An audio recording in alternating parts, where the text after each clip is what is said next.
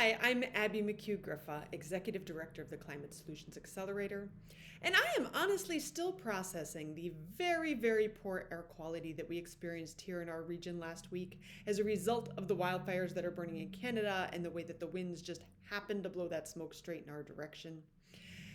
This impacted all of us in some way or another. For my family, after school activities were canceled.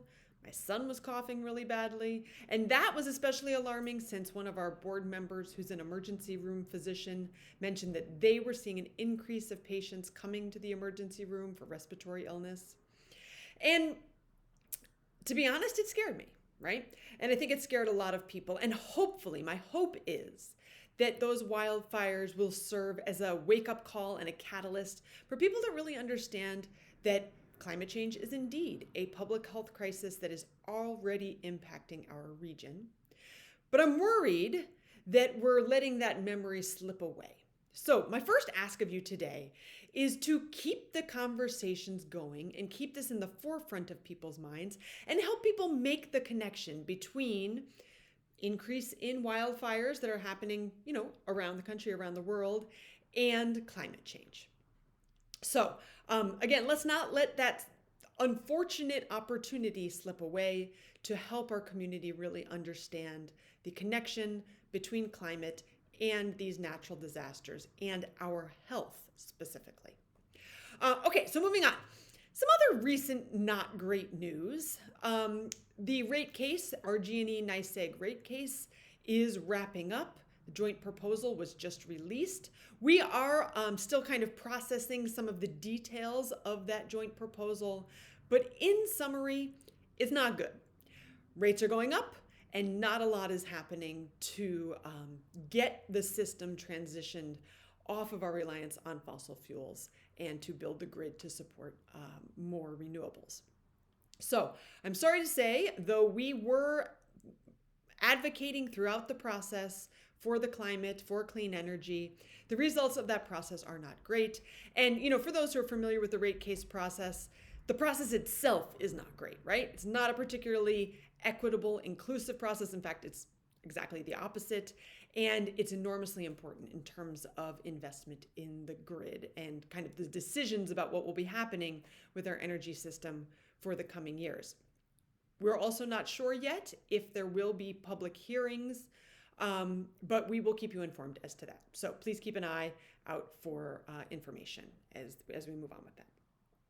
Also, the legislative session just wrapped up, and although there were some wins throughout the legislative session, especially with the budget and the All Electric Buildings Act, and I guess the Build Public Renewables Act, that was another important win in the legislative session. There were also some pretty serious disappointments, especially the New York Heat Act, which to me is crazy it didn't pass. What this is essentially is it would have eliminated the subsidies we are forced to pay to continue building out gas infrastructure. It also would have limited the amount that low-income ratepayers are spending on energy bills to a fair and proportionate amount. So that is not passed, and we are going to keep the fight up for next year and hope that that bill moves forward, as well as some other really important pieces of legislation. So, not the cheeriest month thinking about climate change and specifically what's happening here in New York State, but it does give us some time to now reflect on the path forward and how we can continue to build power and strength of our movement.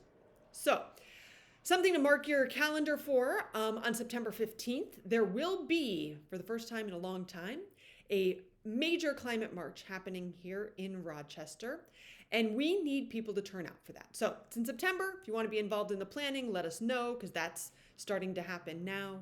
And we are looking for people to be involved in planning and kind of the preparations for that march.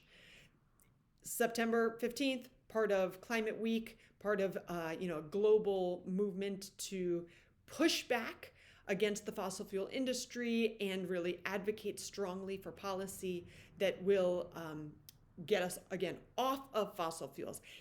We can't say that often enough. I think we don't stress as a climate, more broadly speaking, that we need to stop using fossil fuels. So let's just put that at the forefront of our messaging.